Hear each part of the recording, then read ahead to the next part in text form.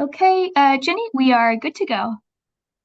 Hi, thank you, Caitlin, and welcome everybody to this event sponsored by Georgetown University, organized by the Georgetown American Institute on the origins of inequality in Latin America and the Caribbean. And today we have two amazing speakers, Dr. Felipe Valencia and Dr. Francisco Ferreira, who are going to talk about their latest papers in this broader initiative talking about the deep roots of inequality in Latin America. So this part, what they're going to present are part of a broader a series of papers on the part of the Latin American Caribbean Inequality Review that is hosted at the LSE International Inequalities Institute and also co-sponsored by the Inter-American Development Bank, the Institute of Fiscal Studies, and Yale University. So without further ado, I'm going to now introduce briefly our speakers, and then we'll let them present the essence of their works. So our first speaker is going to be Felipe Valencia. So he's an assistant professor in the Vancouver School of Economics at the University of British Columbia. Prior to that, he was at the Department of Economics at Bonn University. So Felipe has obtained his PhD from Pompeu Fabra in Barcelona, and he has previously worked as a consultant at the World Bank, as well as an analyst at Goldman Sachs. His interests are in development economics, economic history, economic growth, all with an emphasis on Latin America. So after Dr. Valencia talks, we are going to have the presentation by Dr. Francisco Ferreira. So he's the Amartya Sen Professor of Inequality Studies and Director of the International Inequalities Institute at the London School of Economics. His work is widely known and widely published and awarded several prizes. So currently, he's also a research fellow of the Institute for the Study of Labor.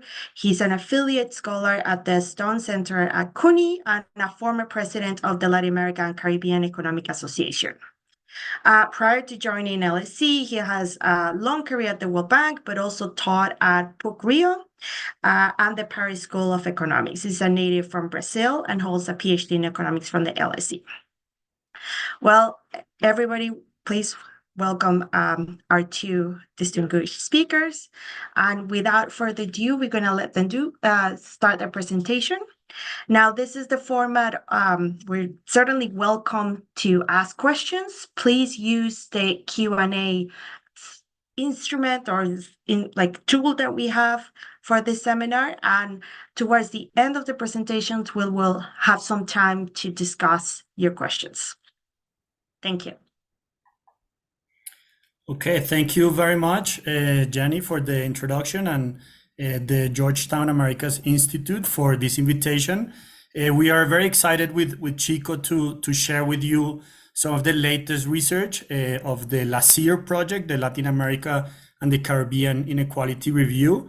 And I'm going to start with the more historical part, which are the quote unquote origins of Latin American inequality.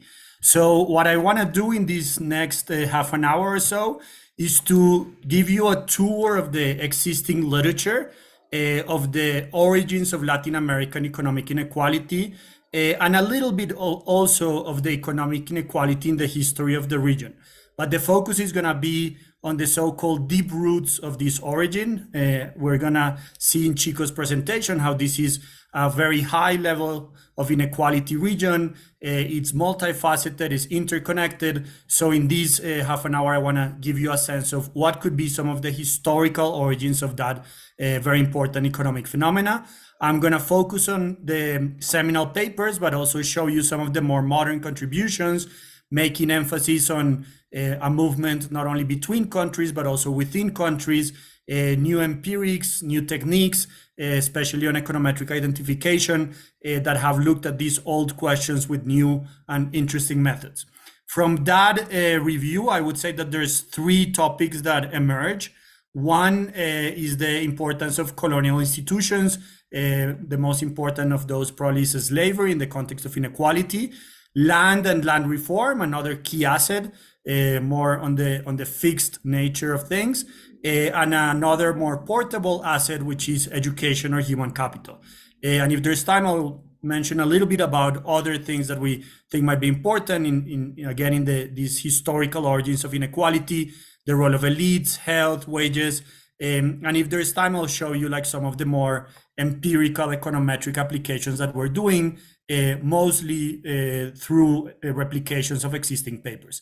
So the interest of inequality is high. You probably wouldn't be here if it weren't the case.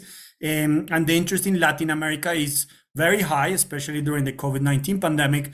And we could almost say that it's as high as the inequality of the region itself. Again, I'm gonna let Chico to talk mostly about the trends, but just to set the scene for this next half an hour, we do know that there was a secular increase in inequality during the 20th century. Here's a graph measured for the different Latin American economies, the top 4, 6, 15, or 16 region. But there's also an interesting decline during the 2000s. So for instance, the work of Nora Lustig, now also visiting the Georgetown Institute, I think, shows a little bit of a decline. Of course, if you go back, the COVID-19 pandemic was a big hit to the region, and a lot of the economic progress through things like Progresa, Bolsa Familia, and other conditional cash transfers were stopped and even reversed. In terms of history, the truth is that we don't know. So if you read the work of Jeff Williamson out of Harvard, he says, look, I mean, these are more or less the guesstimates of what could be the levels of inequality if you start in 1492, let's say. Now there's even work showing that the inequality in Aztec times was very high, but let's stick to colonial times. And there's this idea that it has increased, but we don't know very well what were the very antique numbers. There's some work by people like Branko Milanovic trying to show different societies. So for instance, Nueva España was extremely unequal, one of the most unequal societies in the globe. Later on, Chile was also very unequal, and they talk about these inequality possibilities frontier, where potentially you needed a little bit more income to have even more inequality. So what could be kind of like the maximum number of inequality that you can have, either in terms of a Gini coefficient or a tail index. So there's a little bit of a debate of inequality is high now, but was this commodity boom Belle Epoque phenomenon, or does this have even deeper roots? So what we want to explain in this talk is the patterns, or the broad patterns that you see here. So we kind of like already know the income version of that, right? Like a rich north with the United States and Canada, and a poor South or Latin America, starting from Mexico all the way to Chile and Argentina. And then the puzzle could be, why is Latin America poor? Why was Latin America left behind in the famous words of the Steve Haber book? Or why is it that the US and Canada did something different and grew? So that's one meta question that it's there in the study. But we also want to focus on the actual patterns of inequality within countries. And actually, in that measure, the US is not it's the richest country in the region, but it's not the most egalitarian country. Canada would be the most egalitarian, and definitely Latin America is a very high inequality region. And again, I think Chico is going to show us even better data and more trends on this.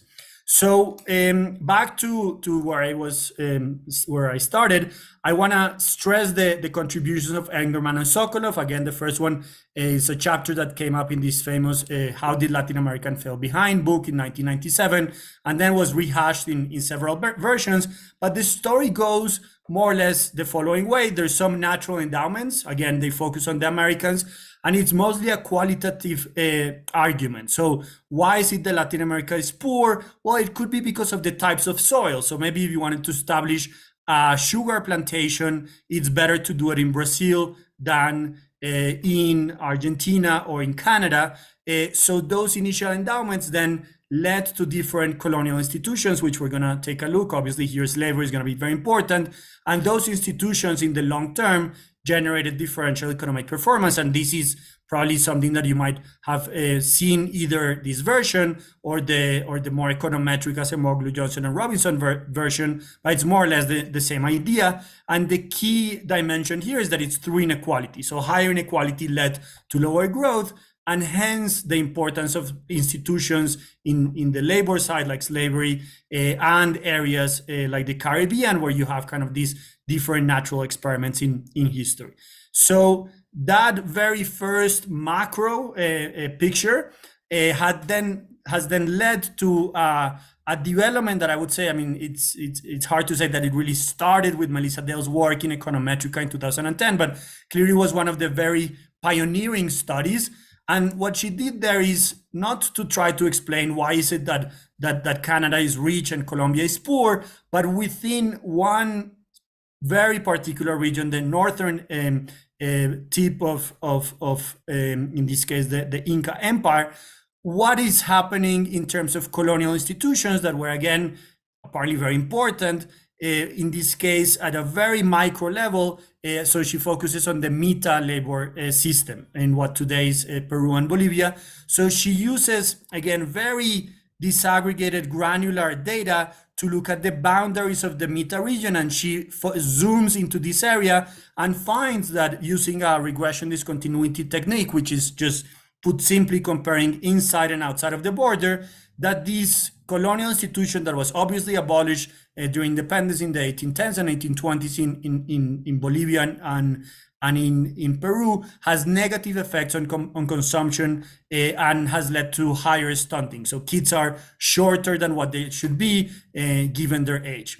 And she explains that through a pattern of haciendas, public good provision, and sectoral composition. So this was kind of like a watershed moment in thinking more about what happens in particular countries, but it's not the only one. So since then, there's been very interesting work, including actually by Jenny Guardado, in the case of corruption in Peru, on different institutions. So for instance, haciendas, encomiendas, concertaje.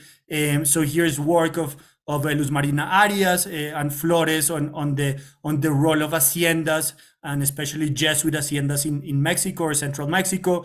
There's very interesting current work by people like Jean-Paul Faguet and Fabio Sanchez on the role of encomiendas in Colombia. And there's a brand new, beautiful work by Alex Rivadeneira of the Bank of Mexico, thinking about this institution of concertaje, which is like a feudal way in which indigenous laborers were tied to the land. So it's almost like feudal serfdom, but in Latin American version.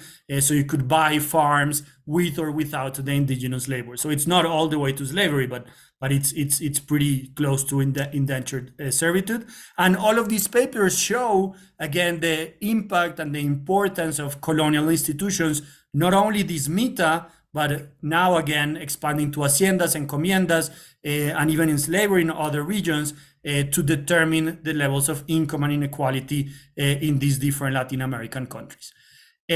So the argument, more or less, back to Engerman and Sokolov, is thinking about these natural endowments and how they lead to different institutions, in this case, slavery. So kind of the classic picture, and this is an engraving by Rugendas, actually in Chico's country in Brazil, contemporary times back then, looking how, I mean, a slave society might be very productive back then to produce sugar, but of course very unequal, right? Like, I mean, slaves didn't have wages, they didn't have assets, essentially no education. So what we can look is kind of a mapping of slavery in the Americas. Obviously, the US was a very important destination for the transatlantic slave trade, but places like Brazil had 3 times more the flows of slaves.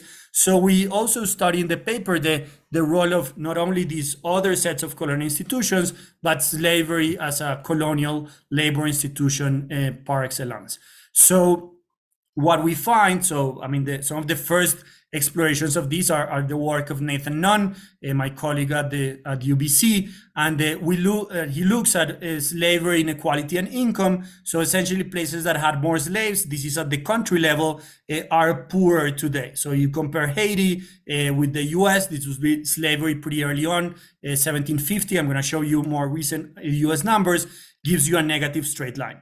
Obviously, you might say, well, I mean, you're not comparing apples with apples here because the US and Haiti are very different countries. So there's also work at the subnational level, which you can see here at the right for the US. This is looking now at slavery in 1860s. And at the state level, you do see that states that had more slaves historically in 1860 have also higher Gini coefficients, so higher levels of income inequality in the 2000s. So that's all work cross-country on the left and state level on the right.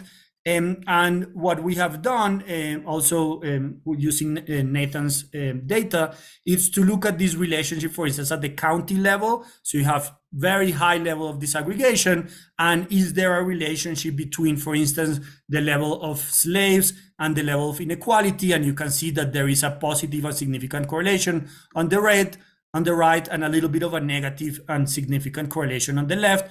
And there's also been follow-up work by people like by Gabriela Bertocchi and Arcangelo Di Mico, looking at the importance of human capital. So not only this institution, but how the channel could be human capital. So you do also find that areas that had slaves are areas that have lower investments in human capital historically and even today.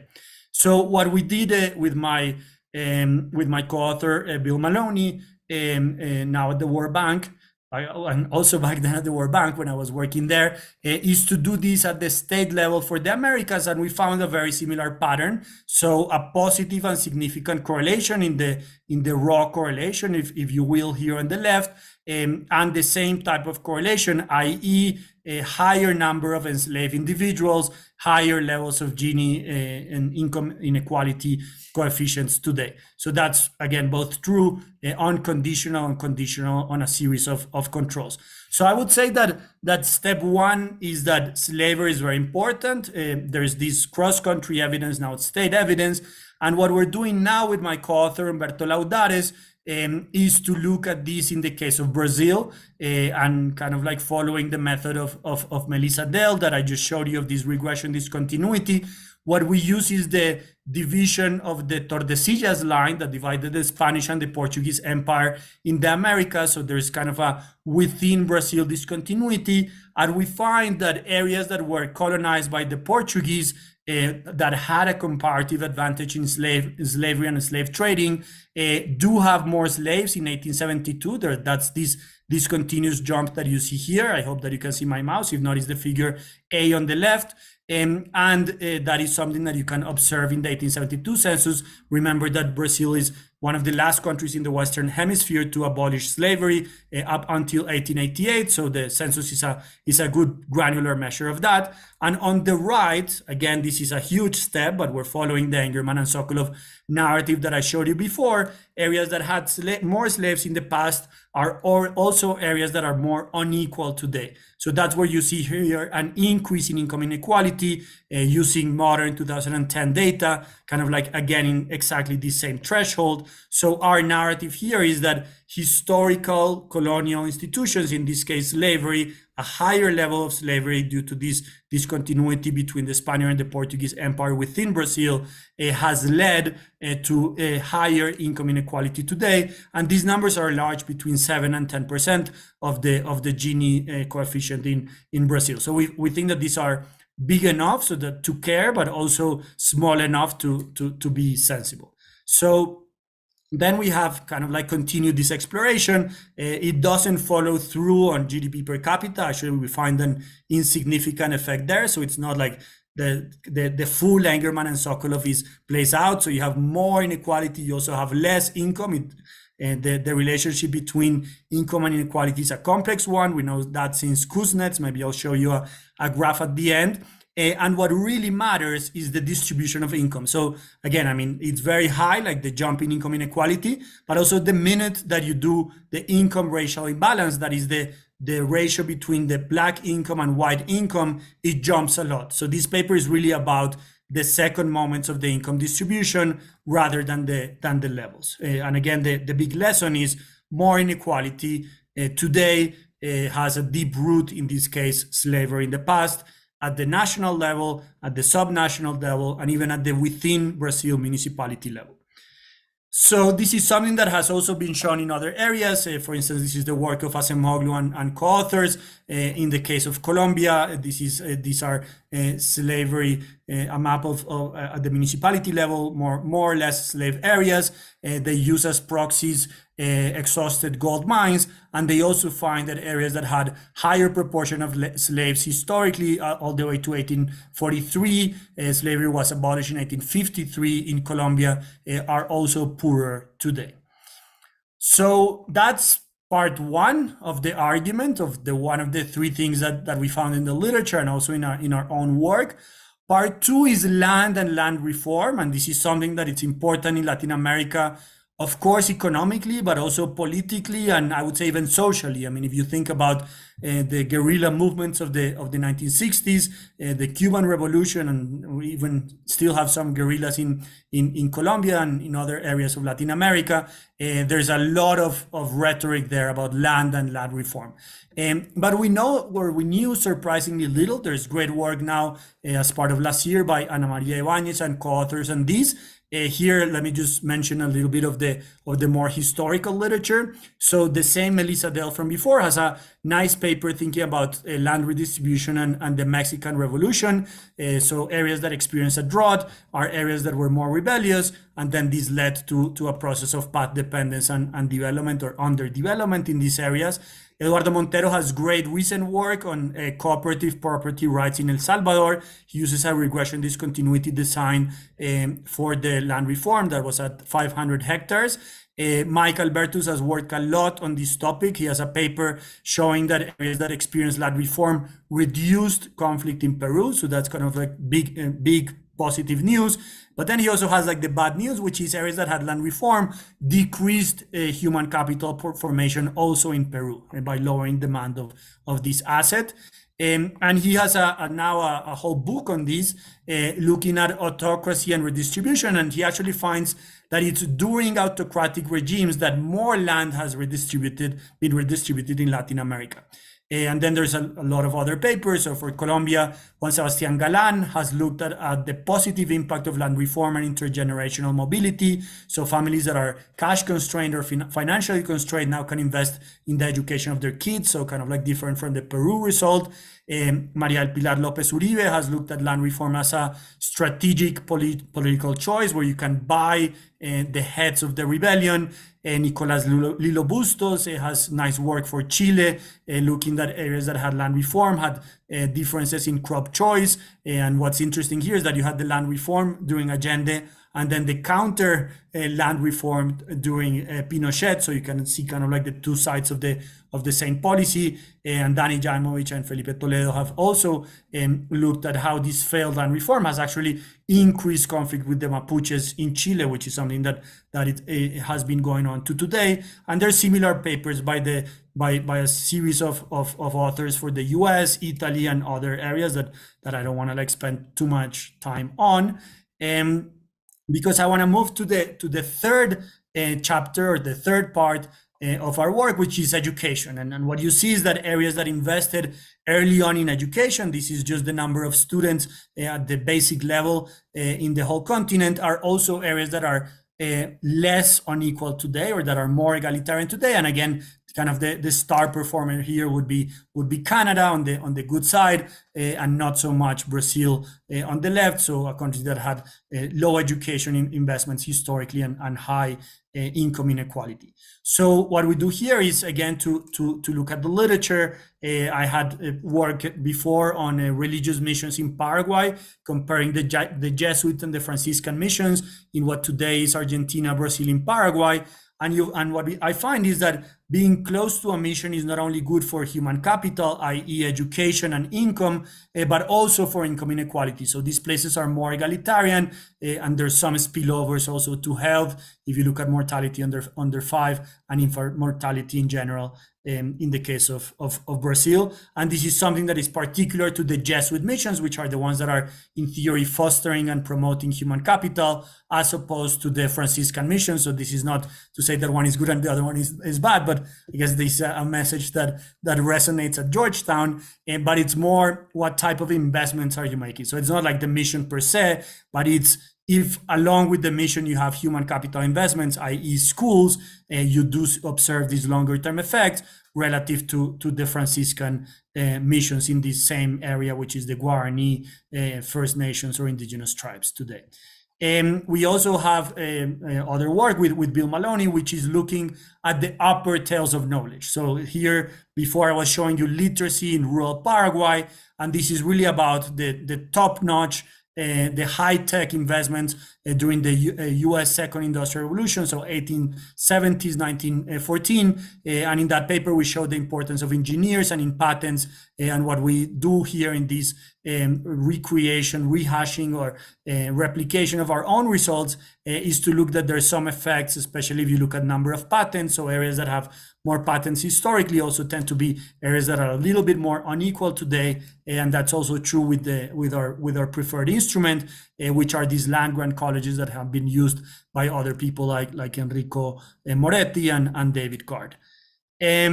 So that kind of concludes the education bit. I think I still have a few minutes. So let me tell you, this is not the focus of the chapter, but other very interesting work that we found along with Francisco when doing this review. One is the role of elites and elite persistence. There's a ton of models. If you think about Robinson and Acemoglu, have a lot of these types of models, but there is very little empirical work on what are the elites, who are the elites. So this is a beautiful graph by Javier Mejia out of Stanford, where he looks at the manufacturing elite in the region of Antioquia, potentially the richest in Colombia. So he follows Hirschman in thinking about like the three poles of development in the Americas are Sao Paulo, Monterrey, and Antioquia. So I guess all of us are going to be happy with those examples. But what happened in those regions, and what he looks is, what about the connections? Like literally each line here is going to be a connection between the manufacturing elite, the bankers, and eventually the politicians. So really studying, not just saying, oh, there's elites, but who are the elites by name, by connections. And this is something that resonates in other work at the national level by people like Leopoldo Ferguson and Juan Fernando Vargas, in the case of Colombia, as well as Dorothy Cronic and Francisco Rodriguez in the case of Venezuela.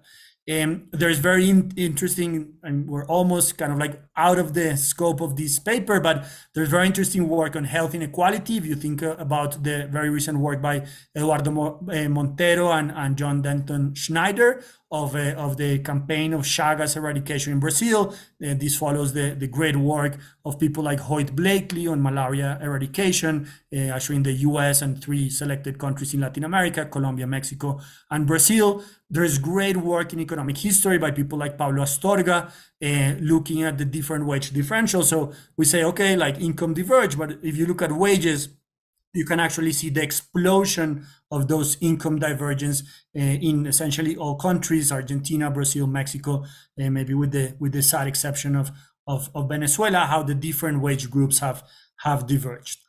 The last part, and I'm just gonna be brief, I just want to give you kind of like the intuition here, it's a heavy lifting that Francisco and I did, which is to replicate some classic papers of the literature. So starting with the very famous Acemoglu, Johnson and Robinson, 2001 Colonial Origins of Institutions that you've probably seen in class or in other lectures.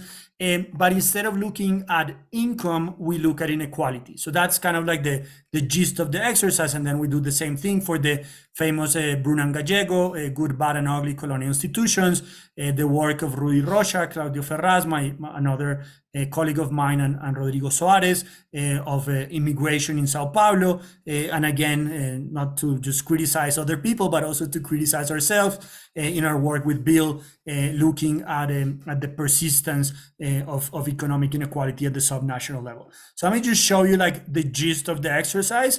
So, and again, maybe because you're more familiar with this type of work, what Acemoglu, Johnson, and Robinson find is that areas that had higher log settler mortality are gonna have less institutions and therefore less income. So this is in their 2001 AER paper, but also in their 2002 QJE Reversal of Fortunes paper. This is a very strong negative, and I would say a very famous finding in the literature. Once you put inequality, it's not there. So it's just, I mean, I'm not saying that they're wrong, but it's just, it makes us think like, okay, maybe some of the proxies that are so good at explaining income differences in Latin America are not that good when we think about inequality, and this makes sense. I showed you the maps at the beginning. We are trying to explain different patterns, so it's not only like this rich north and poor south, but it's these other types of patterns. And I think what explains this is this Kuznets curve that I was referring to before. So this by Nobel Prize winner Simon Kuznets, who's one of the first serious studies of inequality. So you find there that areas that are richer have lower inequality. So let's say Canada. Areas that are very poor have also low levels of inequality, and it's this middle set of countries, usually Latin American, that have high levels of inequality. Okay, and we do something very similar. I think I'm a little bit pressed for time, and I don't want to steal Chico's time. But we do something very similar with other famous papers. So this Brun and Gallego of the good, bad, and ugly colonial activities, not much effect on inequality.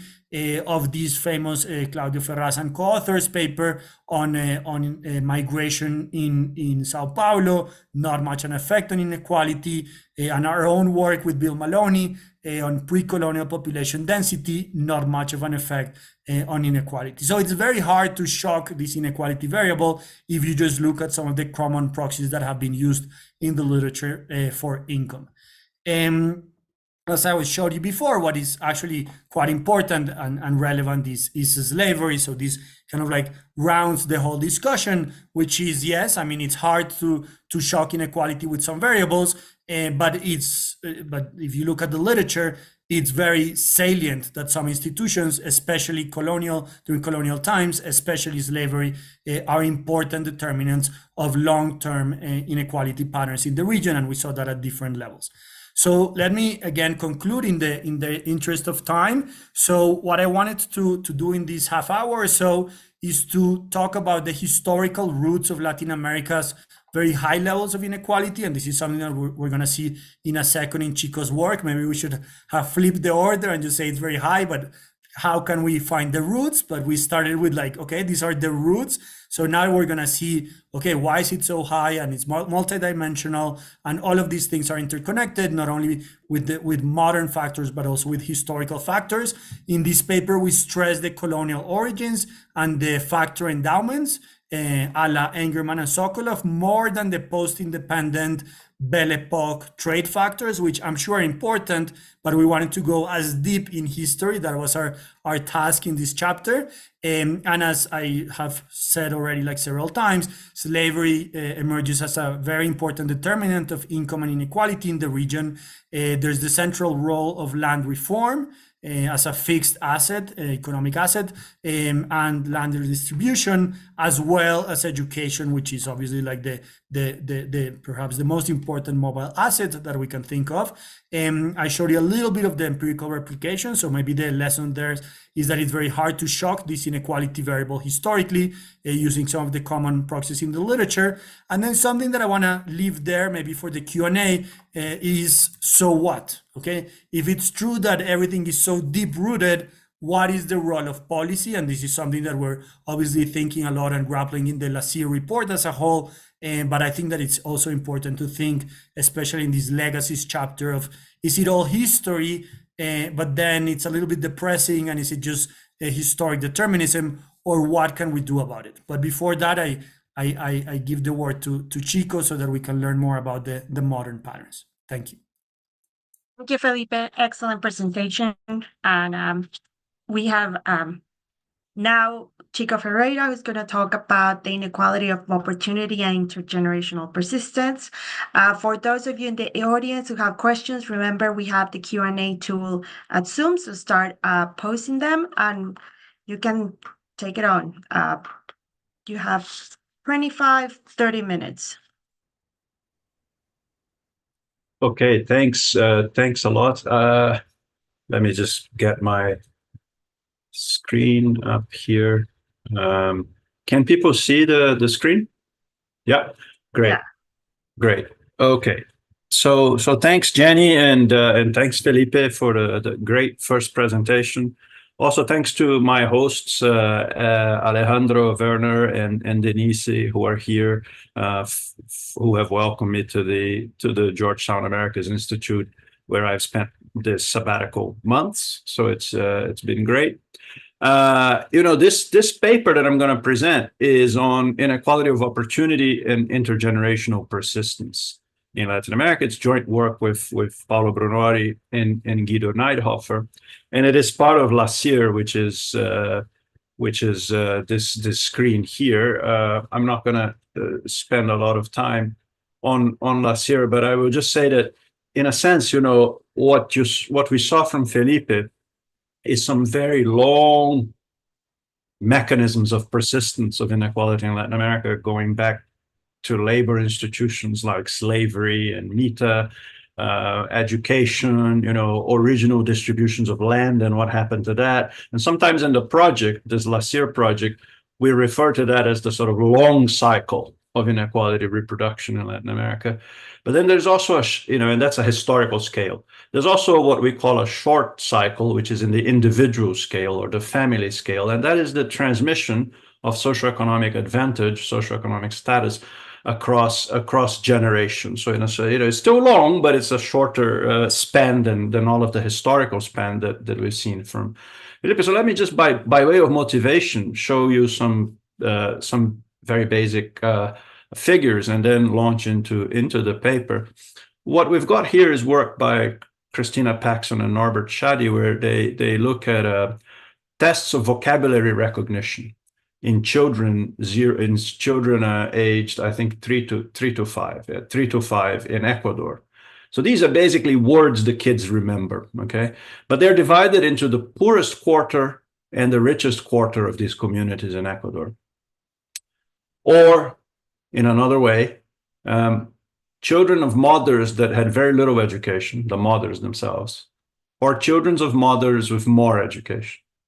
So what you see is that, in 100 is kind of the norm, the international norm, the number of words that a standard population, Spanish-speaking population, would know. So you see that these guys at the top here of this Ecuadorian population are staying there, but the other ones are lagging behind considerably, and this gap is growing as early as children 3 to 5 years old, and then of course when they get to school, these background effects that we're showing even before schooling persist. These graphs are for 5, from some work we did a long time ago, for 5 Latin American countries. These are distributions of test scores at age 15. For those of you who know the PISA tests, that's where they come from. They are reading test scores. But instead of showing you 1 for each country, I'm showing you 2 where we divided the population into the children of fathers with sort of lower ranking occupation in the International Standard Code of Occupation, and fathers with higher ranking occupation.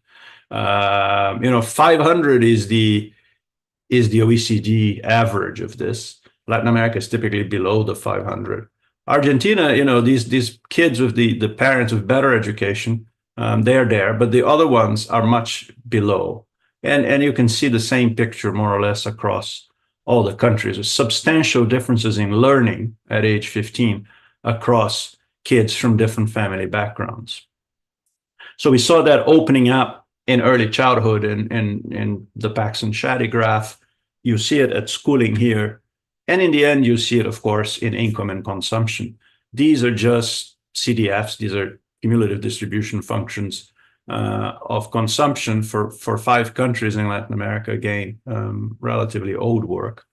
But again, instead of just showing you 1 for Panama, I'm showing you 1 for all the people whose mothers, so this is not people without education, this is people whose mothers had no education, whose mothers had at most primary incomplete, and whose mothers had complete primary education or more. And you see this, again, very big gaps in these distributions where, here, the further to the right, the better. And so there's what people call stochastic dominance, right? There is these kids of the more educated mothers are doing a lot better when they are grown up than others, okay? So then the question we asked in this paper for the LASIR project was, can we quantify this? Can we summarize this kind of mechanism on how strong is the transmission of socioeconomic status across Latin America? And of course, there's two literatures that have tried to do this. One is this literature on intergenerational mobility, which is precisely that, right? The inverse of mobility is persistence. So it's looked at how persistent incomes are. There's also this literature on inequality of opportunity, which I'll talk a little bit more about. And I'm gonna tell you a little bit about that with respect to two outcome variables: income or consumption, which is one that people have often looked at, but also education, which I already gave you an example of education before. There is also literature on mobility in occupation, which is more a sociological literature, and we don't cover that in this paper. So let me give you a little bit of a literature review on mobility in income and education before going on to what we're proposing to do with opportunity here. But before that, I want to make a very brief remark on the relationships between mobility and inequality of opportunity. So intergenerational mobility, you're probably very familiar with. You've seen the recent work by Raj Chetty, the older work by Gary Solon in the United States. There's a lot of work looking at how are specific outcomes like income associated across generations, right? So parental income, children's income, parental education, children's education, just looking at that association, at that correlation. IOP, inequality of opportunity, sounds like a very different question. It asks the question, if you look at current inequality in something like income, what share of that can be accounted for by inherited factors? Okay, so it may look like they're slightly different, but in fact, I just want to show you by showing you some extremely simple equations how they're very closely related. This thing here, most of you will know, is the Galtonian regression, right, of children's income on parents' income. And, people use this beta, this intergenerational elasticity, as a measure of persistence, an inverse measure of mobility. Or they can use the correlation coefficient, which just adjusts this beta for the different inequality in the two margins, okay? And this is a canonical way in which people have estimated inequality of opportunity, which is just the extent to which these circumstance variables, parental occupation, parental education, race, sex, what have you, to what extent do they help predict current income? So you see, these look very similar. Okay? Now here you've got this row, this correlation, right, which is the association across the generations.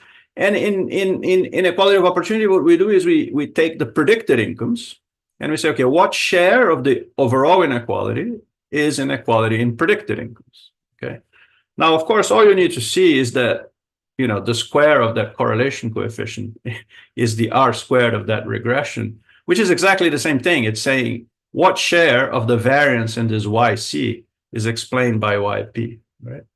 So although people will often emphasize the association, in some sense, you can see these two literatures as being about the extent to which something that we inherited predicts our current inequality, okay? So bear that in mind for a little bit. We'll come back to that, but let me give you just two slides on the literature review and then launch into what we did ourselves. There is quite a lot of work that's been done going back to the late 1990s in intergenerational mobility in education.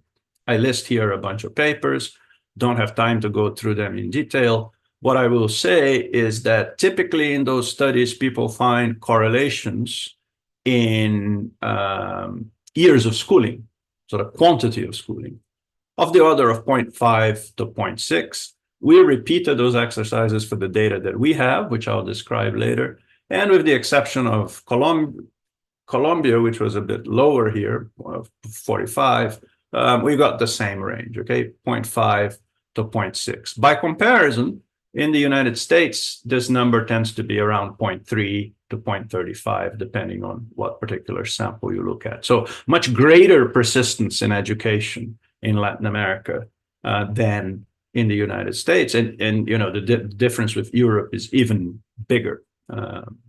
And with incomes, there are fewer studies that give us correlation coefficients, but there are many estimates of these intergenerational elasticities. This beta here is the beta from that regression that I was showing you. It's also a measure of persistence.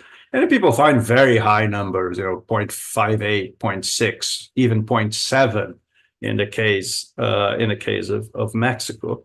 In the paper, we go into some detail about the methodology that was used in these because of differences with data issues in Latin America. People had to use what's known as the two-sample, two-stage least squares estimates because we don't, in surveys, observe the parent and the child together in the same survey. There are more recent studies that are different, but overall, again, these are very high numbers. The canonical number for the US used to be about 0.4. Although nowadays, it really depends on how you do it. And in the famous Chatty 2014 paper, it can go anywhere from 0.35 to 0.7, depending on what you look at. But these are larger numbers. The comparable number to this would be something like 0.4 in the US. So inequality, so mobility seems to be quite low in Latin America, right? Persistence, correlations, elasticities is high, okay? So now let me turn to this other approach of inequality of opportunity a little bit. This approach, as I was saying, boils down to going beyond parental income and saying, are there other inherited personal circumstances that are beyond our control that can predict life incomes? Okay. So bear with me through some tiny notation here, but this is not very important. So the absence of inheritance of inequality, or the absence of inequality of opportunity, would be if we observe that the income today is orthogonal to circumstances.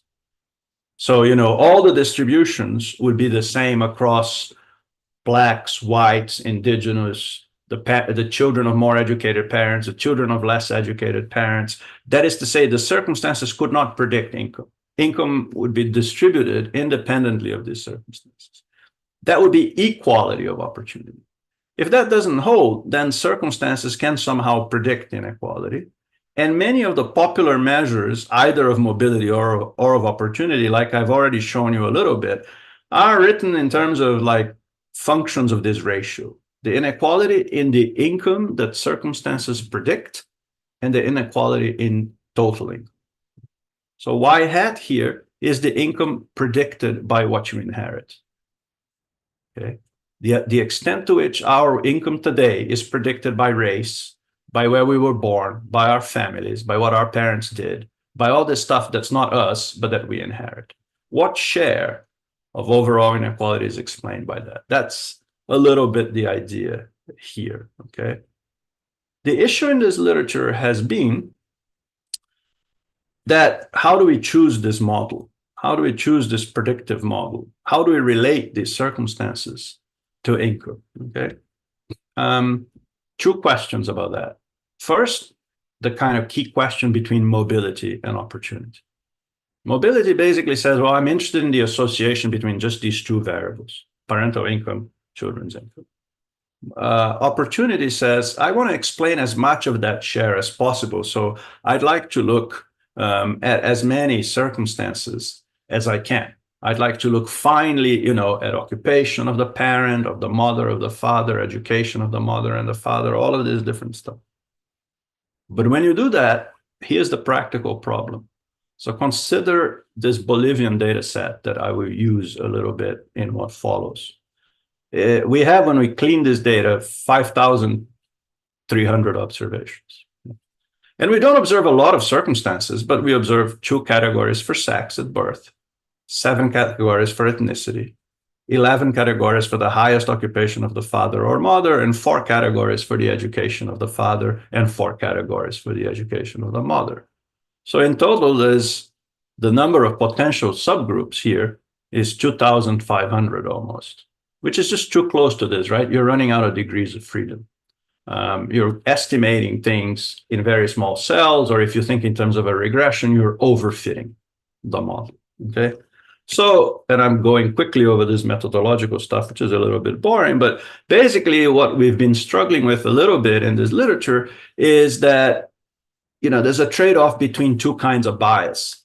The first bias is this downward bias. If you put too few circumstances in, then you underestimate inequality of opportunity because you're missing some of the stuff we inherit.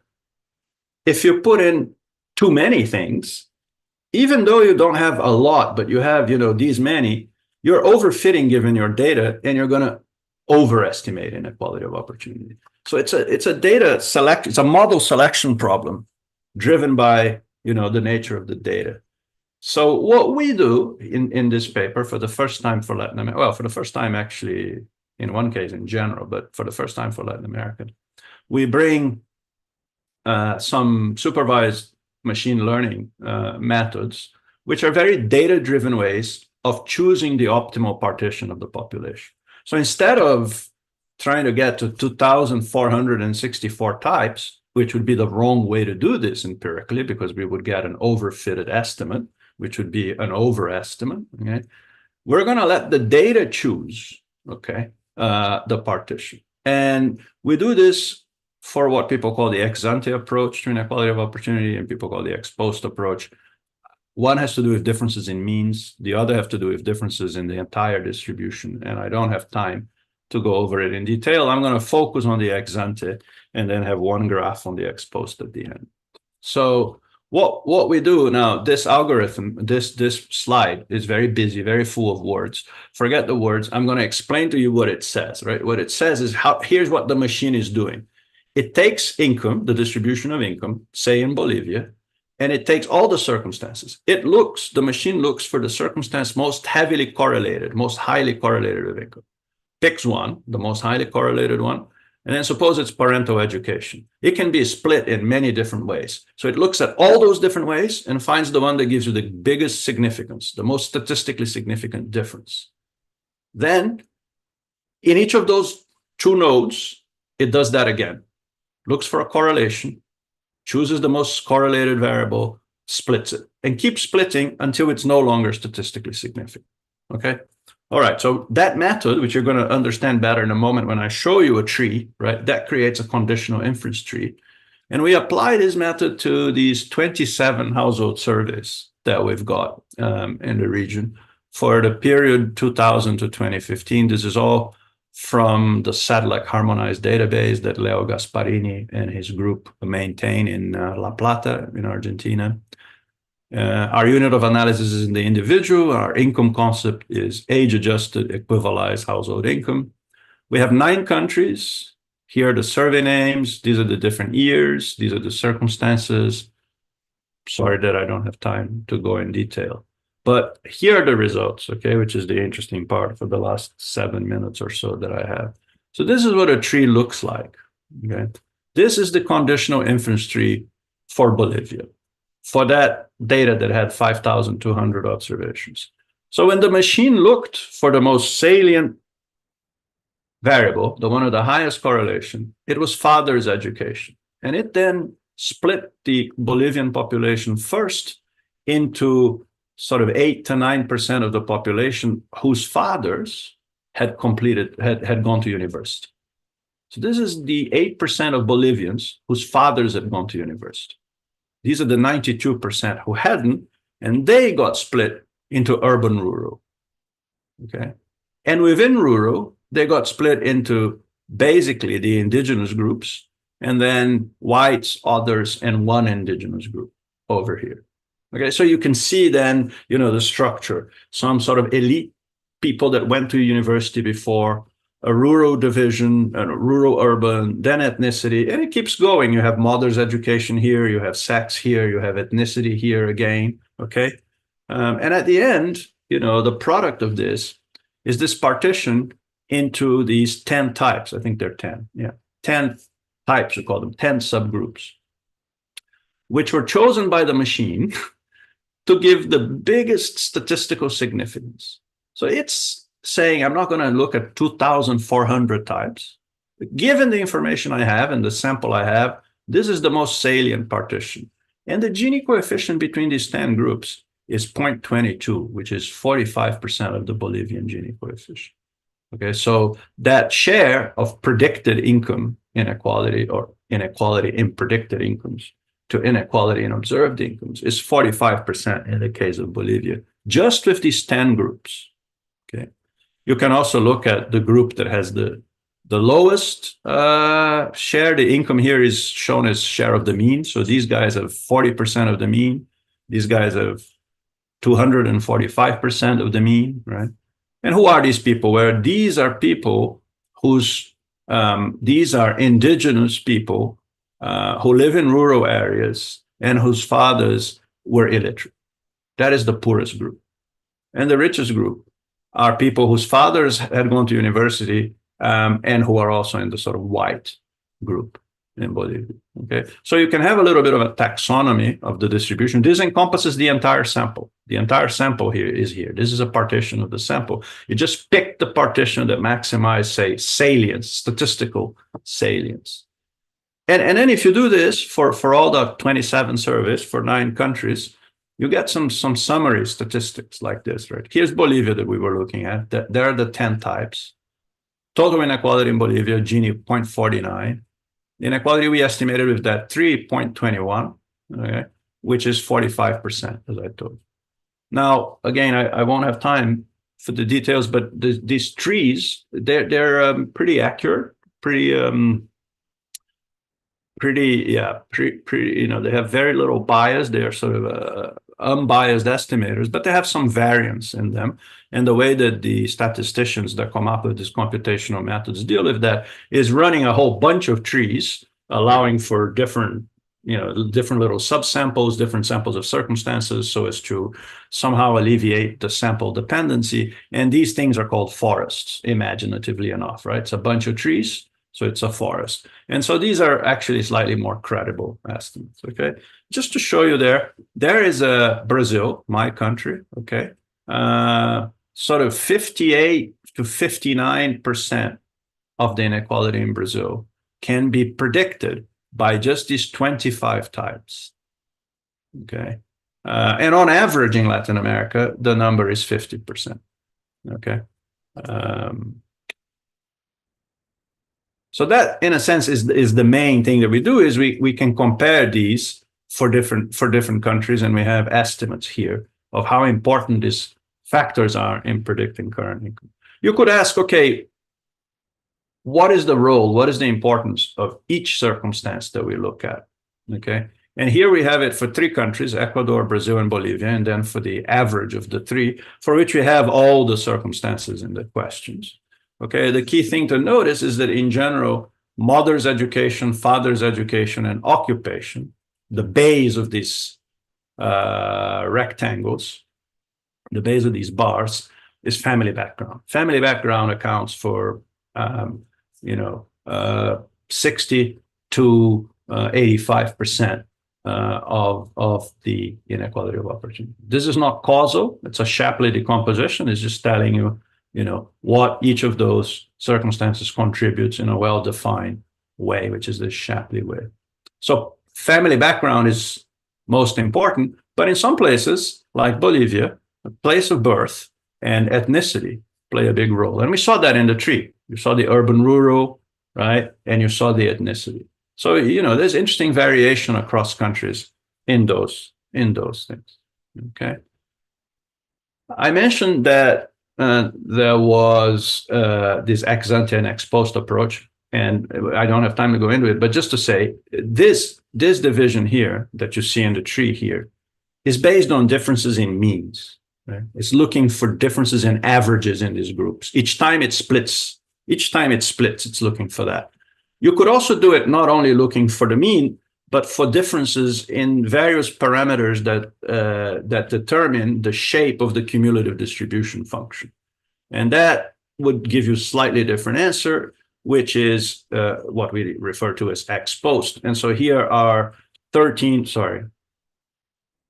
types for Bolivia. So 10 types in the ex ante, 11 in the ex post. But there you can look at the entire distribution for each of these groups. Okay, so we can do the same thing we can do this Shapley decomposition, and we can have summary as statistics using the exposed for all these 9 countries and 27 surveys. Okay, so let me begin to conclude. I only have 2 slides left. Here, what we did is we took the tree-based estimates. Actually, I mentioned that the forest is better for the ex-ante, but because we wanted to compare with exposed trees, we have here the tree, the conditional inference tree relative inequality for the ex-ante and the exposed. Okay, so this is using means, this is using distributions, but they're all very similar, as you can see. Well, Bolivia is not. They tend to be very similar. The correlation is very positive and strong. And they are what? They are measures of the share of observed inequality that's accounted for by these inherited factors. Okay, and on average in Latin America, they are around 52 to 54%. Okay, how does that compare to what we get from the mobility studies? So if you look at the education row that we had before, you know, the comparable statistic would be rho squared, right, which is the R squared. And that average is about 0.3.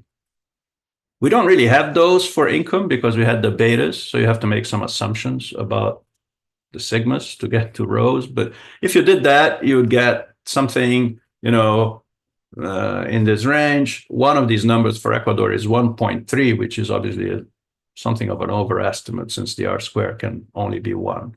So I give you the average with all 6 of these, but also if we exclude the Ecuador number.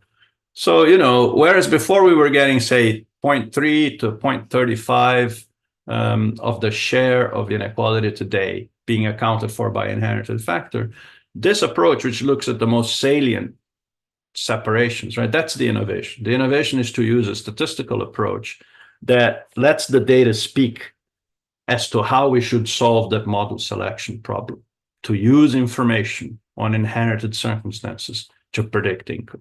Okay, kind of statistical and boring, but it's a way to get the best information out of the data. And it gives us numbers then in the range of, you know, over half of inequality in Latin America being predicted by inherited factors, looking only at those very limited inherited sectors. So last slide, summarizing some of the things I've already said. Clearly, the intergenerational transmission of advantage or socioeconomic status is measured by income or education is very, very strong in Latin America. Where we could compare this with other countries, it's typically stronger in Latin America, certainly than in the US and Europe. We don't have much information on Asia and Africa. So these are the numbers, okay? So the main thing is that the shares of total income inequality range. I gave you the averages before. The range is from around 44%, 45%, typically in urban Argentina, to 62 or 63%, typically in Guatemala or Brazil. Okay. Descriptively, parental education and occupation, so family background, are the most salient circumstances, just descriptively. Yeah.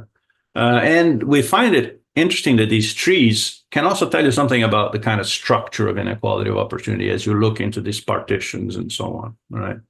Yeah, and you know, these numbers tend to be amongst the highest that we've seen. So, you know, whereas we had the kind of persistence in the long cycle that is inherited from institutions to do with slavery and the land concentration and limited investment in education that Felipe talked about. Here we have some numbers summarizing a very powerful extent to which nowadays that inequality is still transmitted from generation to generation. So thank you very much, Jenny. No, thank you. Thank you, Francisco, and thank you, Felipe, for this very interesting topic. So we are going to start with Q&A from the audience, and I'm going to also add some questions on my own. I'm going to start with the Felipe paper, so that's more on my alley. But I think what one of the interesting findings you show there is that persistence in the inequality driven by institutions such as slavery, which if we go back to the original theories that were out there, it said that the Engelmann and Sokolov one, you argue to what extent is endowments as presented by Engelmann and Sokolov destiny, given, I mean, through slavery in that case. And the second question for Francisco, which is also one related to those in the audience, is how do we account for the indigenous populations of being on African descent in the study? I think in the Bolivia case, you talked about ethnicity, but did you account for Afro populations, let's say in Peru and elsewhere? And also, what does this mean in terms of policy recommendations in fostering human capital, especially for these children for marginalized identities? So we'll start with those two, and then we'll move on to the next. Okay, so I'll start, but it's a hard question, so I would almost give it to Chico. But I would say that is probably the biggest question of this type of research, not only like the ones that I showed you, but in general, this type of work, which is geography or our natural endowments destiny? And if so, what? No, because then, I mean, then game over and there's no room for policy making. But I think that maybe an answer there, which could be similar to the answer that was originally given in the, let's say, geography part of the explanation of like why are countries rich or poor, is to be conscious about these forces. And I think this naturally extends as well to institutional forces. Like, I think it's more about being conscious about these forces.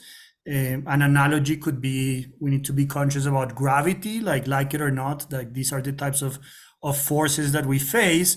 And then it's up to policymakers. And I think that this is something where actually Lasir is going to be very involved, which is to start policy dialogue. So I saw a few questions in the Q&A. There's a lot of interest in what can we do about this? So it's not like, oh, it's slavery and there's inequality, but okay, great. So now we know which types of problems we want to tackle. So if it's the human capital dimension, it's going to be education, health interventions.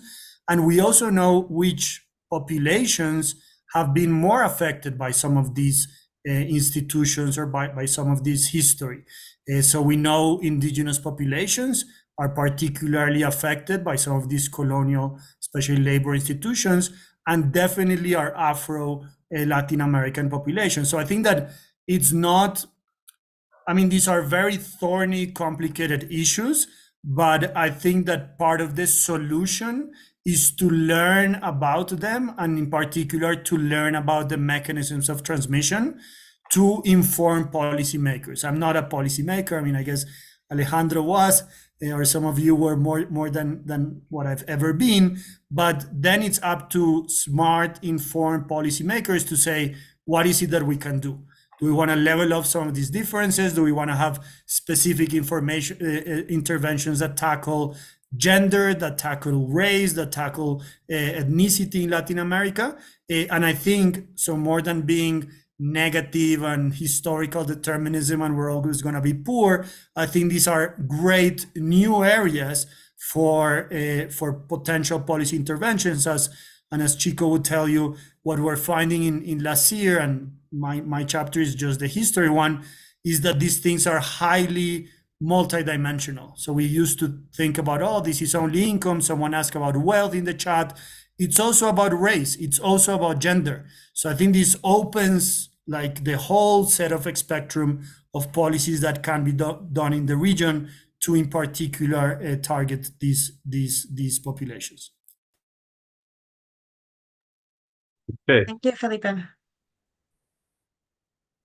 So Jenny's question on ethnicity and race, and then policy implications, right?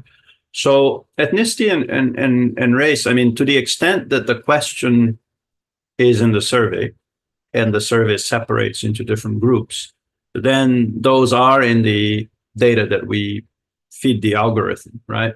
And so, for example, in Colombia, Afro-descendants and indigenous are treated separately. I don't think in Bolivia there was a group of Afro-descendants, but I'd have to check.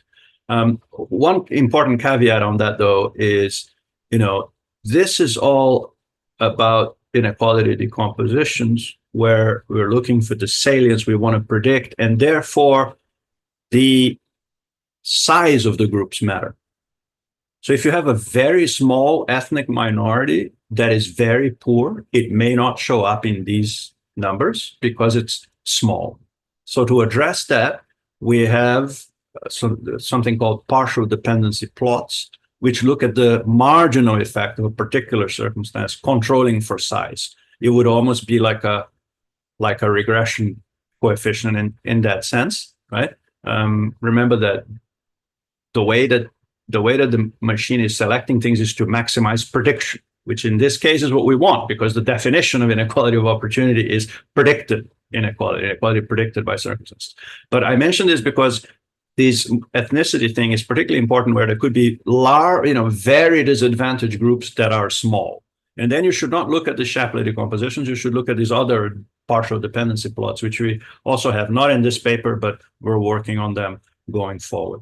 On policy implication, very quickly, just two things. I mean, one sort of obvious one is that you come up with a taxonomy, right? A kind of a social structure, or at least a partition of the population into these groups.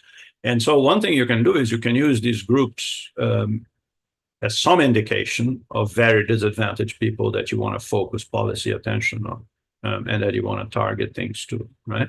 Now, then there's the cost side of that equation. So I'm not saying, targeting must follow exactly this, but it gives you information on who are the people that have least access to opportunities. Okay, so that's one thing that might be a useful input to policymakers.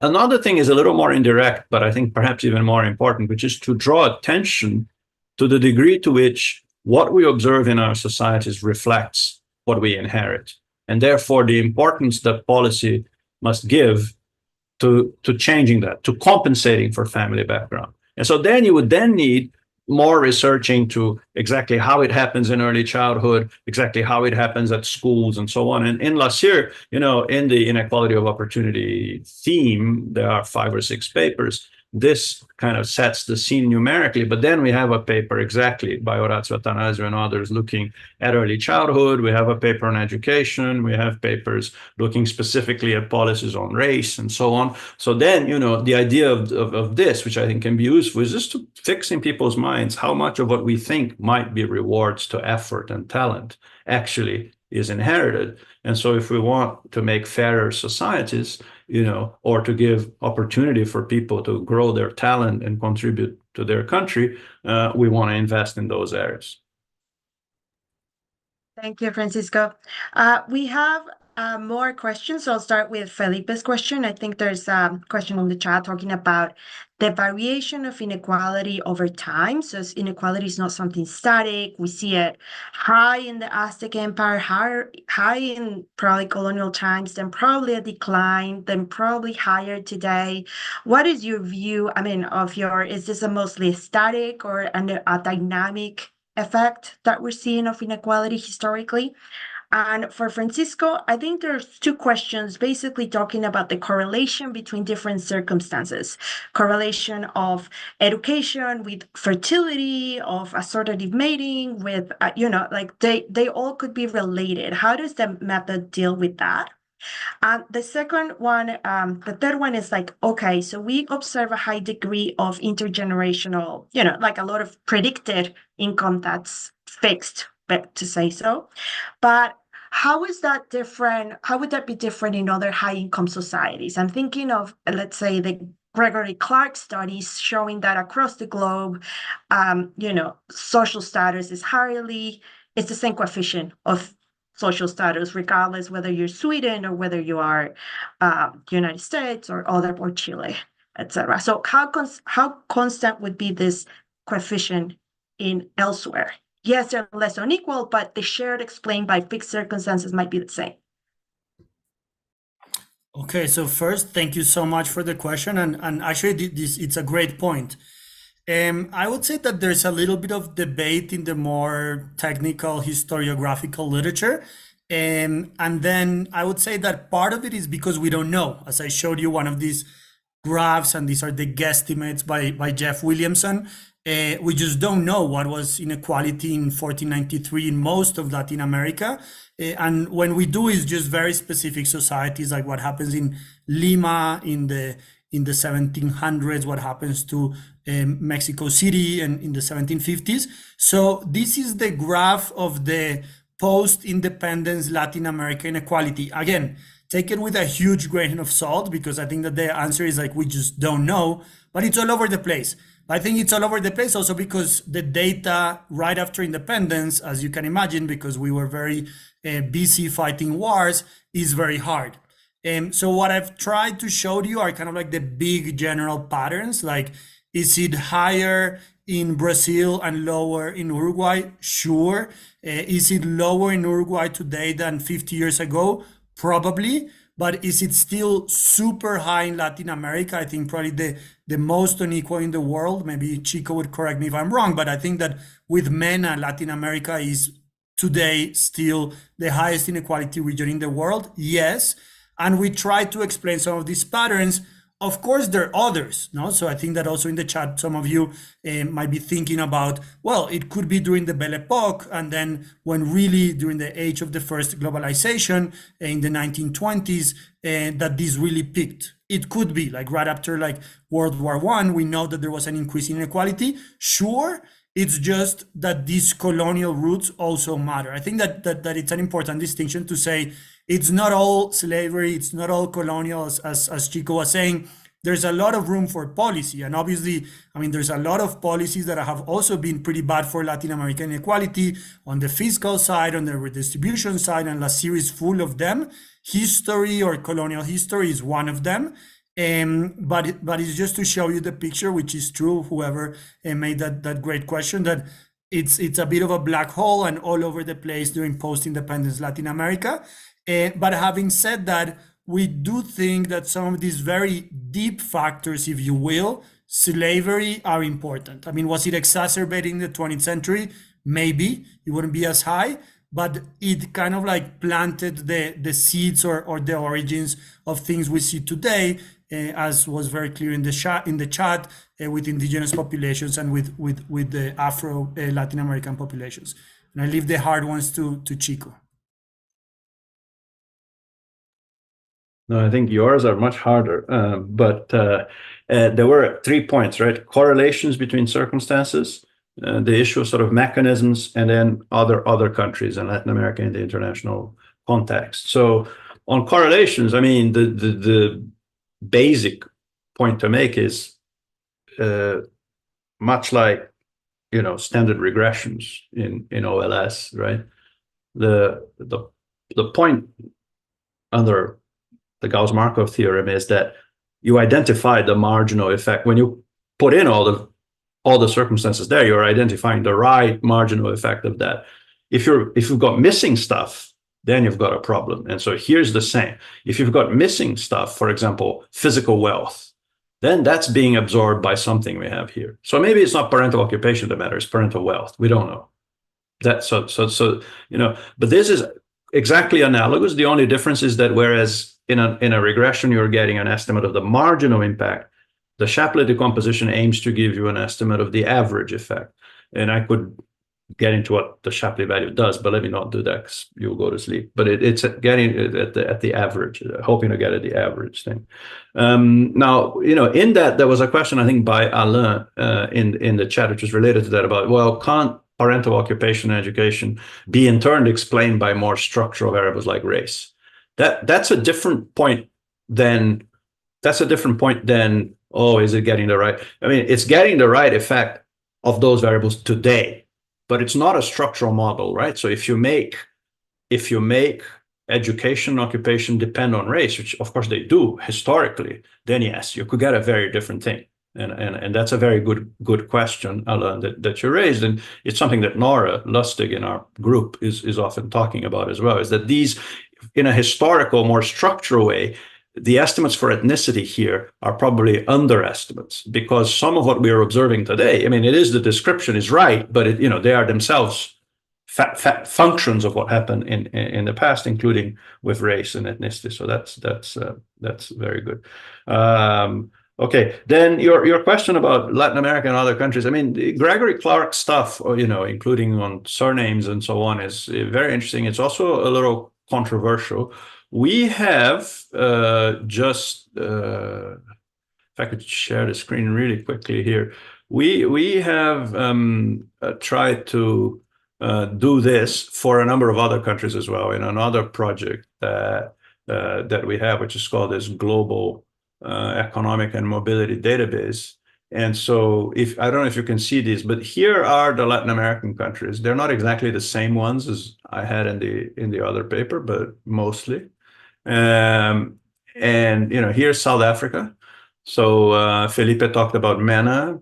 MENA, Middle East and North Africa look very unequal once you have the sort of Piketty type adjustments for taxes and things like that. But without that, it's really Africa, Sub-Saharan Africa, and including South Africa. I don't have Namibia here, but it would be up there as well. What is this graph? This is income inequality today and inequality of opportunity. Okay, so it's a version of the Great Gatsby curve, and it just shows that they're very positively correlated. More inequality today means more income, more inequality of opportunity, which in turn means more income inequality. Right? It's a cycle, and if you believe these numbers, Latin America is at the upper end of inequality of opportunity as well, with the exception of some very unequal African countries. Most of the developed countries are over here. The US, as in Miles Korak's original Great Gatsby curve, the US is at the top end of the rich countries, but gets closer to us, but we're still to the right and up from there. So I hope that answers that question a little bit.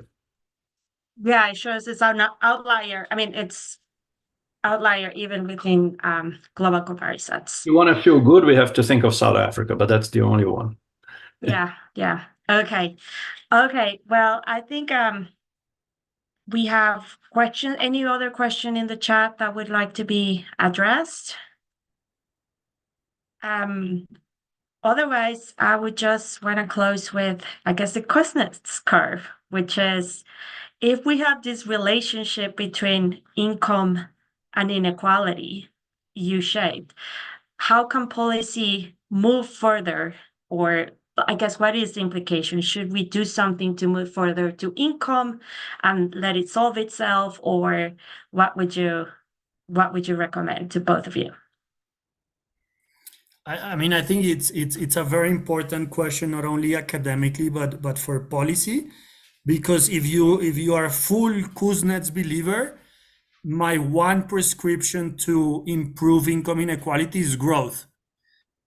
And I mean, it's kind of obvious. You grow more, and then like income inequality would go away.